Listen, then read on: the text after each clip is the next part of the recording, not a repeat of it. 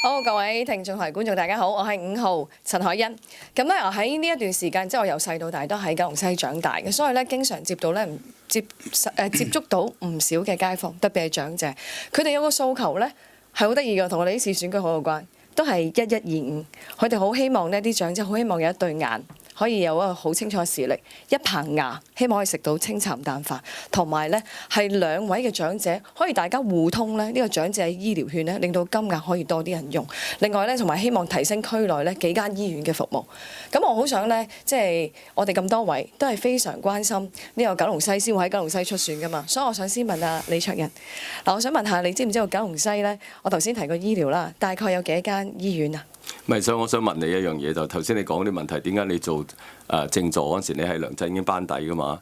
嚇，嗰陣時你負責係衞生醫院嗰啲嘢，咁點解你唔去解決啦？譬如話老人家，頭先你講話冇牙嘅問題，白內障已經係推行咗公私營一齊做噶啦，牙咧亦都係有關愛基金。我嗰日啱我嗰日喺美孚咧啱撞見嗰個街坊，佢話咧白內障咧係要等成年幾佢先有得做。係啊，同埋我自己覺得牙，譬如話係啊，你可唔可以答咗我條問題？幾多間醫院？好簡單啫，大概。唔好問啲咁嘅問題。咁如果我轉個問題，因為頭先咧，唔好意思，你俾阿陳凱欣講翻先。咁唔緊要，如果冇講到邊幾間醫院唔緊要。咁因為我第二嗰個佢話2嗰個訴求，你做政助唔知做乜喎？佢做嗰個第2嗰個訴求咧，就係希望咧長者咧兩夫婦嗰個長者，因為好多係公公照顧婆婆或者婆婆照顧公公，佢哋好希望咧嗰個長者醫療券係大家一齊互用，所以我話2人啊，點解112就係2人互通咁啊？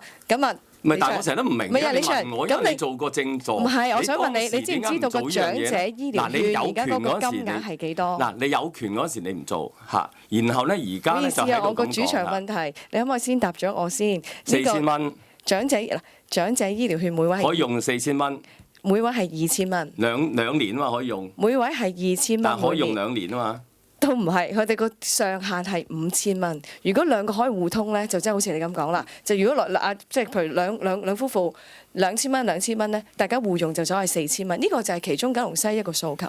點解我會咁問咧？就係因為咧而家你係 Plan B 喺度同即係出選啦。你嘅黨友係 Plan A， 佢曾經喺2016年嘅時候咧，曾經係宣誓。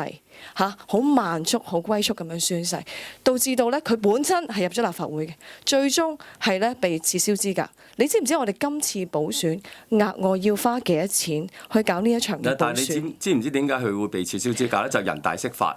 點解你成？我就係大家應該睇到係龜速，冇人，你淨係企喺即係保皇黨嗰邊。其實咧，最好咧，中共干預多啲，譬如包括埋人大釋法啊嘛。嗱，你唔好忘記，你將啲嘢本末倒置咗是非不分，我冇是非不分。你陳凱欣，唔好意思，我主場明明咧你可以停嘅，你可唔可以停一停？人大釋法啊嘛。你可唔可以停一停？我想問你停一停。我想話俾你聽，呢一次補選係要用額外2億去補選，冇人逼佢咧係點樣去宣誓，但係咧佢係咧將入到去用自己嘅方法宣誓，導致自己被撤銷。我哋用2億除翻2000蚊嘅長者醫療券，你知唔知可以有10萬名長者？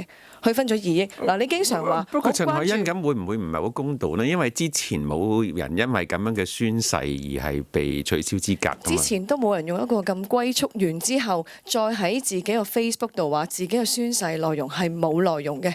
同埋咧，我哋咧係有一個宣誓嘅法喺由一個要莊重去嚴肅去宣。冇人，你諗下佢幾多嘅盟友都能夠今日坐喺立法會裏面，大家都能夠點解淨係話會撤銷一個人？佢要為自己宣誓時候所做嘅行為，所做嘅方法係要負責噶嘛？冇人叫你龜速去宣誓嘅喎，係咪？同埋係有一個選票入到去，亦都冇作出一個道歉喎，從來冇作出過道歉。跟住我哋有上訴機制，我哋香港好係咩？有法治嘅機制。